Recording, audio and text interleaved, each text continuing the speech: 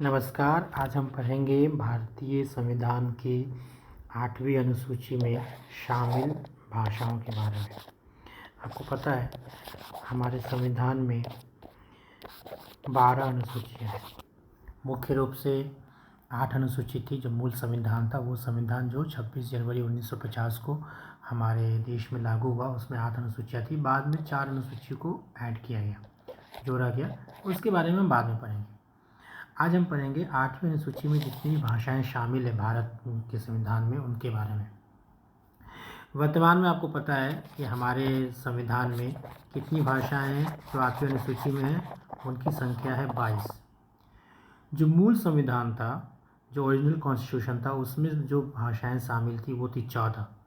26 जनवरी 1950 को जब संविधान लागू हुआ, उस समय पे हमारे संविधान में 14 भाषाएं थी। यानी कि हमने बाद के समय में 8 नई भाषाओं को शामिल किया। 8 नई भाषाओं को 8वीं अनुसूची में शामिल किया है और उनके बारे में ही हम विस्तार से जानेंगे। सबसे पहले तो आप ये जानिए कि जो 14 भाषाएं थी मूल रूप से, वो कौन सी भाषाएं थी जो भारतीय संविधान में पहले से शामिल थी। और उसको आपको याद करने की ज़रूरत नहीं है, बहुत ही आसान है। क्योंकि आप अगर भारत के नक्शे में उत्तर से दक्षिण की ओर पश्चिम से होते हुए आएंगे, यानी कि आप यहाँ पे अगर जैसे मैं एक छोटा सा आपके लिए नक्शा बनाऊँ, रफ नक्शा अगर आपके लिए बनाया जाए भारत का, मैप थोड़ा अच्छा नहीं बना है, ठीक है कोई बात नहीं। अगर ऐसे नक्शा बने, माफ़ कीजिएगा, नक्शा अगर थोड़ा ख़राब लगे तो अगर आप उत्तर से जम्मू कश्मीर से ऐसे होते हुए गुजरात होते हुए दक्षिण में आए और फिर इधर से उत्तर की ओर जाएँ, तो बड़ी आसानी से आप उन भाषाओं को माप सकते हैं। वो 14 भाषाएं देखिए, जम्मू कश्मीर को लीजिए, यहाँ से आप कश्मीरी भाषा ले सकते हैं और उर्दू भी आप लिख सकते हैं। उर्दू भी मैं लिख दिया, मान लीजिए उर्दू और कश्मीरी, ये 2 भाषाएं हो गई जम्मू कश्मीर से। फिर नीचे आएंगे तो वहाँ से आपको मिल जाएगी पंजाबी भाषा। फिर इस हिस्से में, पूरे हिस्से में आपको पता है हिंदी बोली जाती है, तो हिंदी भाषा हो गई। फिर ये गुजरात है तो गुजराती हो गई। फिर यहाँ नीचे में मराठी हो गई, महाराष्ट्र की भाषा मराठी। फिर आप उसके नीचे आएंगे तो केरल है तो मलयालम, बीच में कर्नाटक भी आएगा, कर्नाटक की भाषा कन्नड़ हो जाएगी आपकी। फिर नीचे मलयालम हो जाएगी आपकी, केरल की भाषा। फिर मलयालम के बगल में तमिलनाडु है, यहाँ की भाषा तमिल हो गई। और जब तमिल आप लिख रहे हैं तो उसके साथ संस्कृत भी लिख दीजिए, कि दोनों एक तरह से भारत में आप बोलेंगे सबसे प्राचीन भाषाएं तो यही दो आती है, तमिल और संस्कृत। फिर तमिलनाडु के ऊपर जाएंगे तो आंध्र प्रदेश और तेलंगाना का क्षेत्र है, वहाँ से आपको तेलुगु मिलेगा। तो उसके ऊपर जाएंगे, उड़ीसा आता है, इधर उड़ीसा से आपको उड़िया मिलेगा, जिसको अब हम ओरिया बोलते हैं। 2011 में आपको पता है जब उड़ीसा का नाम चेंज करके ओडिशा किया गया, तो उड़िया भाषा का नाम चेंज करके ओरिया कर दिया गया, ठीक है। फिर उसके जस्ट ऊपर आएंगे यहाँ पे तो आपको बांग्ला भाषा मिलेगी, पश्चिम बंगाल में बोलते हैं। और उसके ऊपर आएंगे तो यहाँ आपको असम है, आपको असमिया भाषा मिलेगी।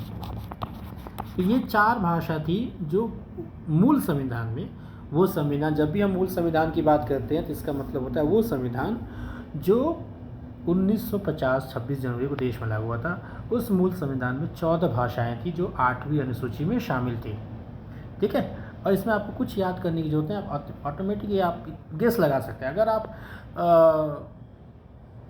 परीक्षा की तैयारी कर रहे हैं तो आप आराम से बना सकते हैं, ठीक है। उत्तर से शुरू करेंगे, उर्दू और कश्मीरी आप कश्मीर से ले लीजिए, फिर पंजाबी, फिर हिंदी, फिर गुजराती, मराठी, कन्नड़, मलयालम, तमिल, और तमिल के साथ संस्कृत लिख दीजिए, तेलुगु, उड़िया, बांग्ला, असमिया, ये आपकी देख लीजिए, काउंट करेंगे आप 14 भाषा होगी। ये 14 भाषा मूल भाषा, ये भाषाएं जो भारतीय संविधान में थी। अभी हम पढ़ेंगे उन 8 नई भाषाओं के बारे में जो भारतीय संविधान में बाद में जोड़ी गई 8वीं अनुसूची में। हमने ये काम 3 बार में किया, ऐसा नहीं कि एक ही बार हमने 8 की 8 भाषाएं जोड़ दी। हमने ये काम 3 बार में किया। पहला हमने किया 1967 में। 1967 में हमने और आपको ये भी पता है जब भी आप संविधान में किसी तरह का परिवर्तन करते हैं तो हमें क्या करना पड़ता है, संविधान संशोधन करना पड़ता है, जिसको हम बोलते हैं कॉन्स्टिट्यूशनल अमेंडमेंट। तो 1967 में हमने 21वां कॉन्स्टिट्यूशनल अमेंडमेंट किया, 21st कॉन्स्टिट्यूशनल अमेंडमेंट किया, और हमने एक भाषा को जोड़ा जिस भाषा का नाम है सिंधी। सिंधी भाषा को भारत के संविधान में हमने 8वीं अनुसूची में शामिल किया। सिंधी भाषा आप समझिए कि गुजरात और राजस्थान के क्षेत्र में बोली जाती है, थोड़ी बहुत महाराष्ट्र में भी बोली जाती है। आप जो राष्ट्रगान गाते हैं ना, सिंध मराठा, तो वो एक्चुअल सिंध का हिस्सा तो जो है ओरिजिनल हिस्सा हम बोलेंगे वो आज के पाकिस्तान की तरफ है, लेकिन राजस्थान और गुजरात के हिस्से में भी सिंधी भाषा बोली जाती है।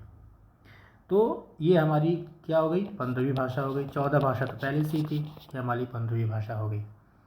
1967 में 21वां संविधान संशोधन हमने किया और सिंधी भाषा को शामिल कर लिया। फिर आया 1992, 1992 में हमने किया 71वां संविधान संशोधन, 71st कॉन्स्टिट्यूशनल अमेंडमेंट।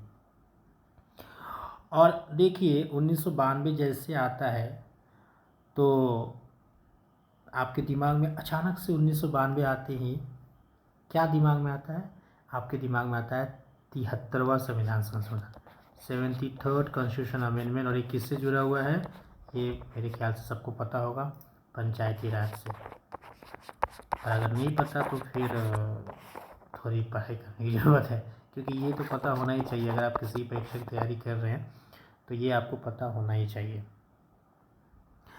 इसीलिए मैं 71st चूँकि बोला तो उसके नज़दीक है। अब ये आपकी होली होमवर्क क्या बताइएगा, 72nd का सम्मान किससे था। क्या छोड़िए, हम आते हैं वापस से अपने सब्जेक्ट पे। 1992 में 71st कॉन्स्टिट्यूशन अमेंडमेंट हुआ और हमने 3 नई भाषाओं को जोड़ा, 3 न्यू लैंग्वेज, 3 नई भाषाएं आई हमारे पास। कौन कौन सी भाषाएं आई, 3 नई भाषाएं, तो वो 3 नई भाषाएं थी नेपाली, कोंकणी और मणिपुरी।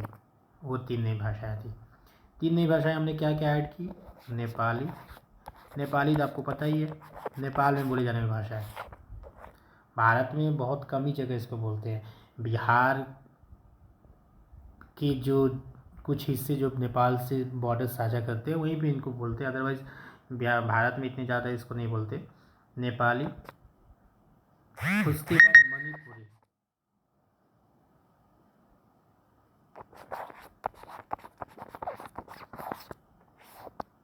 मणिपुरी भाषा और फिर कोंकणी भाषा।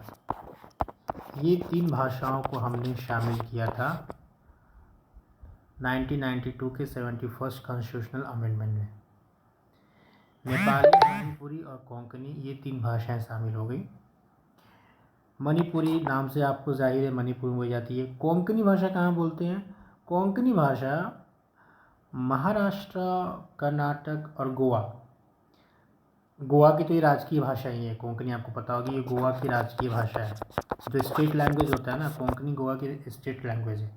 महाराष्ट्र का भी जो कोस्टल रीजन है, जो तटीय इलाका है, और कर्नाटक के भी लगभग कोस्टल रीजन में, वहाँ पे कोंकणी भाषा मुख्य रूप से बोली जाती है। तो ये आपके 3 नई भाषाओं को हमने 1992 में 71st अमेंडमेंट से ऐड कर दिया। अभी हमारे पास टोटल कितनी हो गई, 18 भाषा हो गई। ठीक है, अब हम आते हैं 2003 में। 2003 में हमने क्या किया, 4 नई भाषाओं को शामिल किया। 2003 में हमने 4 नई भाषाओं को शामिल किया, और वो 4 नई भाषाएं कौन कौन सी थी। एक तो थी मैथिली। मैथिली आपको पता है ये बिहार के मध्य और पूर्वी भाग में बोली जाती है, बहुतायत। साथ ही साथ नेपाल में बोली जाती है, आपको शायद पता होगा, नेपाल में ये दूसरी सबसे ज़्यादा बोली जाने वाली भाषा है मैथिली।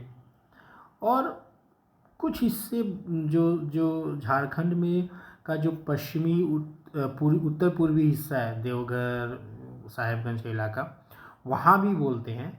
और उसी तरह पश्चिम बंगाल का जो पश्चिमी हिस्सा है, जो बिहार और झारखंड से लगभग बॉर्डर साझा करते हैं, उस इलाके में भी मैथिली भाषा बोली जाती है, मुख्य रूप से बिहार में बोली जाती है। इसके बाद संथाली भाषा के बारे में भी आपको मैं बता दूं, ये भी मुख्य रूप से झारखंड में बोली जाती है, बल्कि पश्चिम बंगाल में बोली जाती है। पश्चिम बंगाल में भी बहुत से लोग हैं जो संथाली भाषा बोलते हैं। झारखंड में तो बोली जाती है, कुछ तो बांग्लादेश में भी लोग हैं जो संथाली बोलते हैं। और दो भाषाएं कश्मीर से जोड़ी गई, बोडो और डोंगरी। ये 4 भाषाओं को हमने 2003 में, और उस समय हमने जो कॉन्स्टिट्यूशनल अमेंडमेंट किया, वो कौन सा कॉन्स्टिट्यूशनल अमेंडमेंट था? वो था 92वां कॉन्स्टिट्यूशनल अमेंडमेंट करके हमने 2003 में मैथिली, संथाली, बोडो और डोंगरी, इन 4 भाषाओं को भारतीय संविधान की 8वीं अनुसूची में शामिल किया। और इस तरह से वर्तमान में हमारे पास 22 भाषाएं हैं जो कि भारत के संविधान के 8वीं अनुसूची में है। इनकी संख्या बढ़ भी सकती है, बिल्कुल बढ़ सकती है। अभी हाल फिलहाल में अगर आप न्यूज़ देखते होंगे तो उड़ीसा नहीं बोलेंगे आप, उड़ीसा बोलेंगे।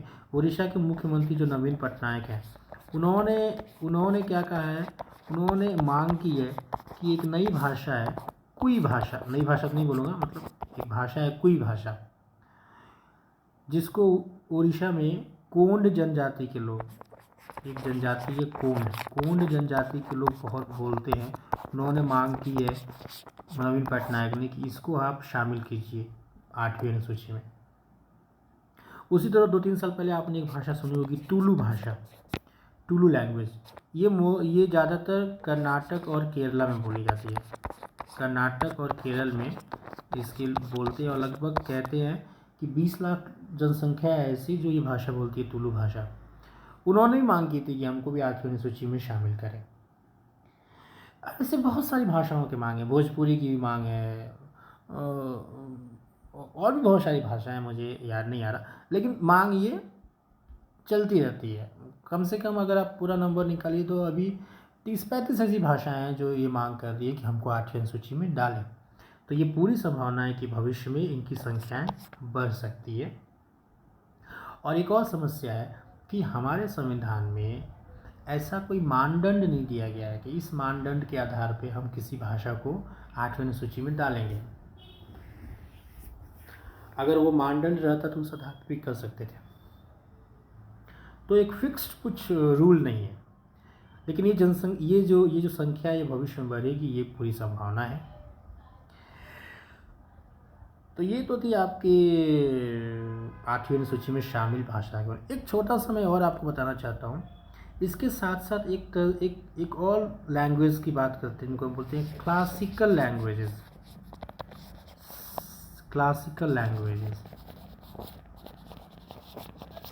भारत की कुछ भाषाएं ऐसी भी हैं जिनको शास्त्रीय भाषा की उपाधि भी प्राप्त है। शास्त्रीय भाषा, क्लासिकल लैंग्वेज वो होती हैं जो काफ़ी पुरानी हो, जिनके लिखे गए टेक्स्ट, बुक, रचनाएं काफ़ी पुराना मतलब लगभग 2000 साल 3000 साल पुराने हो और लगातार लिखे जा रहे हो। वैसे उनको हमने क्लासिकल लैंग्वेज के कैटेगरी में डाला है। और अभी हमारे पास 6 भाषाएं ऐसी हैं जो शास्त्रीय भाषा का जिनको दर्जा प्राप्त है। एक तो तमिल, और जैसे मैंने आपको पहले बोला, जब आप तमिल लिखेंगे तो साथ में संस्कृत भी लिख लीजिए। तो पहला तो तमिल है, दूसरा संस्कृत। उसके बाद दक्षिण भारत में बोली जाने वाली जो 4 मुख्य भाषाएं हैं जो सबसे ज़्यादा बोली जाती है, वो चारों आती हैं इसमें। तो एक तो तमिल आपने लिख लिया, तो दूसरा आप लिख दीजिए तेलुगु, तीसरा लिख दीजिए कन्नड़, और चौथा लिख दीजिए मलयालम। तो ये आपकी 5 भाषाएं हो गई। और एक है उड़ीसा में बोली जाने वाली ओड़िया भाषा। ये 4 भाषाएं हैं जिनको कि शास्त्रीय भाषाओं का ये मिला है, क्या मिला है, दर्जा मिला है। सबसे पहले हमने दर्जा दिया था तमिल भाषा को 2004 में। 2004 में तमिल भाषा को क्लासिकल लैंग्वेज का दर्जा दिया गया था, पहली भाषा ये है। उसके बाद 2005 में आपने संस्कृत को दे दिया। फिर 2008 में तेलुगु और कन्नड़ को मिला, मलयालम को 2013 में और उड़िया को 2014 में। सबसे अंत में मिला है उड़िया भाषा को। ये 6 भाषाएं हैं जो क्लासिकल लैंग्वेज जिनको हम भारत के कहते हैं। उम्मीद है आपको पसंद आया होगा, अच्छा लगा होगा। किसी और विषय के बारे में अगली क्लास हम करेंगे।